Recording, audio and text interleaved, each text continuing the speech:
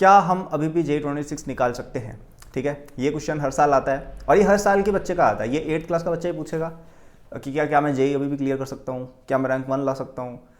9th का भी पूछेगा, 10th का भी पूछेगा, 11th का भी पूछेगा, 12th का भी पूछेगा। इवन अभी आपके 2025 वाले बच्चे भी ऐसी सेम सवाल पूछते हैं और मैं हर बार वीडियो बनाता भी हूँ, जिनमें कुछ लोग समझते हैं, कुछ लोग नहीं भी समझते हैं इस बात को। लेकिन आई एम होपिंग कि एटलीस्ट 1-2 बच्चे भी अगर ये वीडियो का संदेश समझ जाएं, then this video is successful. शुरू करने से पहले for the best J guidance subscribe and notify this channel. And यदि आप मेरे साथ पढ़ना चाहते हो then my J26 course is available for just ₹5,000 till 29th of November using the first link in description. तो वो जाके आप जरूर देखिएगा। तो बात करते हैं यार कि एग्जाम निकाला जा सकता है या नहीं। तो अब यहाँ पे मैं 2 तरह के स्टूडेंट से बात करूँगा, 3 तरह के बच्चों से। ठीक है, तो पहले वो बच्चे जिनका प्रिपरेशन एकदम ही फाड़ चल रहा है, मतलब आपके मॉक टेस्ट पे 70-80% आ रहे हैं, आपको हर एक चीज़ समझ में आ गई है, आप तो स्टार स्टूडेंट हो। आई एम श्योर ऐसे कुछ स्टूडेंट्स देखते हैं ये चैनल। तो you are actually candidate for getting the rank 1। You are a candidate for getting all India rank 1 अगर आप इतना अच्छा परफॉर्म कर रहे हो। इट्स जस्ट अबाउट कि वो जो छोटी छोटी मिस्टेक्स रह रही हैं कि वो 70% और 95% के बीच का गैप क्या आपको उसको सही करना है। ठीक है, and mostly that is about practising more questions. ठीक है, more types of questions and harder questions, ये आप कर लेते हो ना अगर, तो यूजुअली वो जो 95 to 70 का गैप है वहाँ पे बैठा होता है ये। ठीक है, बट ज़्यादातर स्टूडेंट्स उस कैटेगरी में शायद नहीं आते हैं, तो थोड़ा नीचे जाते हैं हम।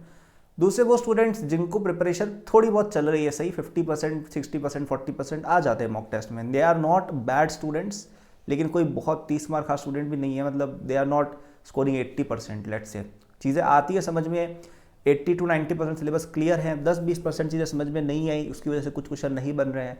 और जो चीज़ें समझ में आ भी गई उनमें सब क्वेश्चन नहीं होते, स्पेशली जेई एडवांस से क्वेश्चन नहीं बनते हैं, कोई एक सब्जेक्ट वीक है। तो ये वाले जो स्टूडेंट्स एक इनके मिडिल में आते हैं।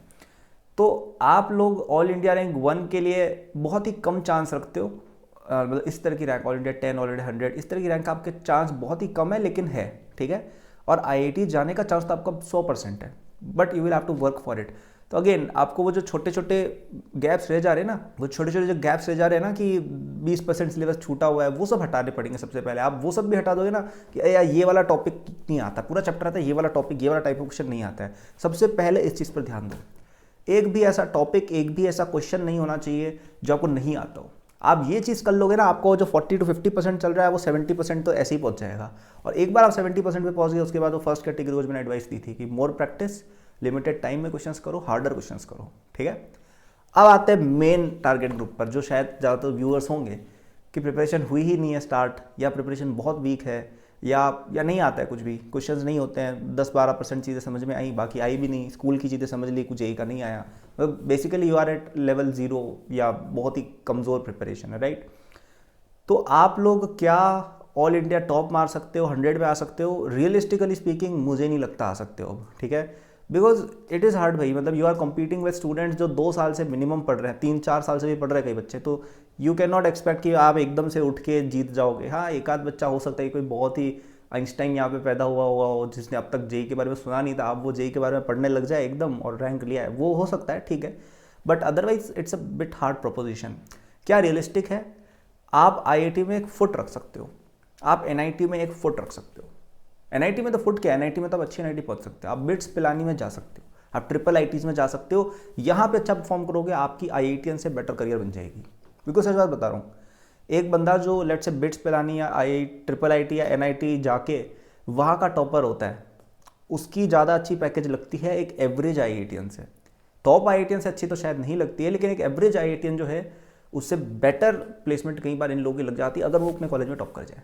ठीक है, तो वैसे ही जैसे कोटा का एवरेज स्टूडेंट होने से बेटर है कि एक स्मॉल टाउन के कोचिंग का टॉप स्टूडेंट हो। कई बार स्मॉल टाउन के कोचिंग के टॉप स्टूडेंट की 500 रैंक आ जाती है, लेकिन कोटा में एवरेज रैंक क्या 500 है? नहीं है, कुछ बच्चों की आती 500 रैंक, राइट। तो वैसे एक कहने की कैलकुलेशन है।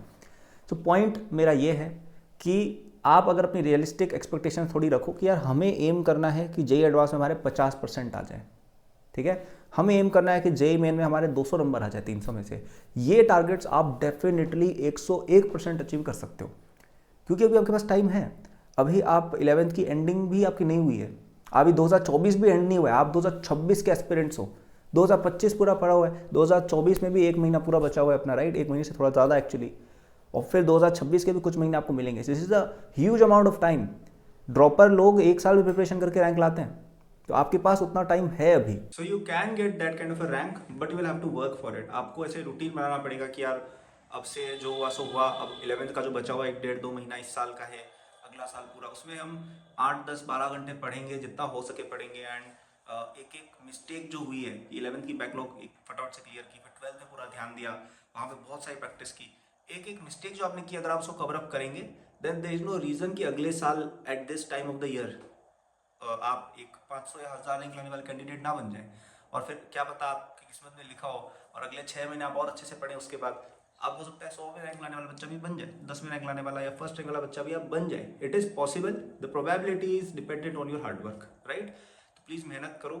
एंड ऐसा मत सोचो कि अब सिलेक्शन नहीं हो सकता है, यू कैन गेट सिलेक्टेड। भाई 2025 वाले बच्चे तक अभी उम्मीद नहीं हार के बैठे हैं, आप लोग अभी 1 साल पहले क्यों इतना, तो पता है अगर आप अभी ऐसे सोच लोगे ना कि यार सिलेक्शन अब तो नहीं हो सकता, रहने देते हैं, फिर आज से 1 साल बाद आप ये सोच रहे होगे कि यार आज मैंने शुरू कर दिया होता ना कितना सही रहता, क्योंकि आपका कोई ना कोई फ्रेंड होगा जिसने आज शुरू कर दिया होगा और वो तब अच्छा कर रहा होगा, और तब आपको रिग्रेट होगा कि भाई ये बच्चा आगे क्यों है वो उस मेहनत की आगे है वो आपसे, राइट। और अगर आपको और हेल्प चाहिए इस प्रोसेस में, आप चाहते हो कि मैं आपकी रैंक दिलवा दूँ, देन ऑफ कोर्स मैं तो नहीं दिलाऊंगा, मैं आपको रास्ता दिखा सकता हूँ, पढ़ना तो आपको ही पड़ेगा, right. Then my J26 course is there for you, जो आपको 29th of November तक you will be getting it for just ₹5,000 which is a 50% discount. Description में जाओ, वहाँ पे मैं आपको खुद पढ़ा रहूँगा and I will make sure कि आपका जो मेजर बैकलॉग्स है वो सब क्लियर हो जाए in the shortest amount of time possible. उसमें आपको जो सबसे इंपॉर्टेंट टॉपिक्स है उन पे ध्यान सबसे पहले दिया गया है एंड आपको उसमें क्वेश्चंस भी, मतलब क्वेश्चंस पर सबसे ज़्यादा फोकस किया गया है। जैसे आप बाकी कोचिंग्स में आप देखते हो या जो यूट्यूब पे लेक्चर देखते हो, बहुत लंबा लंबा एक चैप्टर को 25 30 50 मिनट खींच दिया, उसमें ऐसा नहीं है। उसमें आपको एक चैप्टर को मैक्स टू मैक्स 3 4 5 आवर्स दिए गए हैं, उसमें आप उस टॉपिक के जो मेन कॉन्सेप्ट है समझ जाएंगे और क्वेश्चंस क्या क्या आते हैं उनको कैसे सॉल्व करना ये आप समझ जाएंगे। फिर आप क्वेश्चन आप बनाएं और एक अच्छी रैंक लेके डेफिनेटली आए। I can guarantee that if you study that course fully, अच्छे से मेहनत करते हो, एग्जाम के दिन गड़बड़ियाँ नहीं करके आते हो, आप एक अच्छे कॉलेज में डेफिनेटली जाओगे।